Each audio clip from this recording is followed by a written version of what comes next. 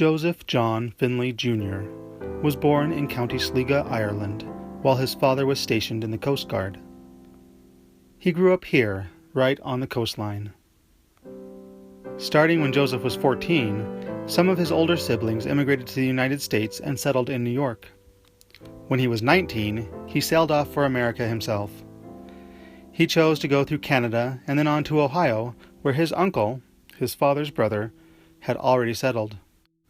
He arrived on the ship Mary Ann in the summer of 1856. By 1861, the Civil War was in full swing. JJ enlisted in the 80th Ohio Infantry for the duration of the Civil War. His unit lost 52 men in battle and 181 to disease. He mustered out as a first sergeant in August of 1865. Perhaps it was the horrors of war that led him to become a minister in the Methodist Church. Soon after returning from war, JJ attended school at the Ohio Wesleyan University, studying philosophy.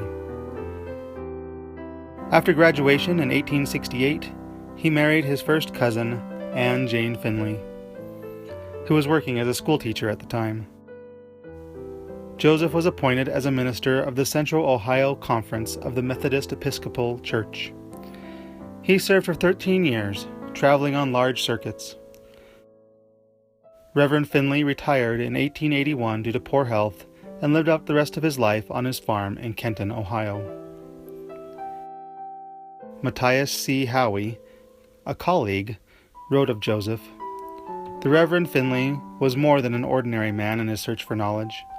During the years he lived on the farm, he kept up with the advanced thought and made a special study of philosophy and science of religion.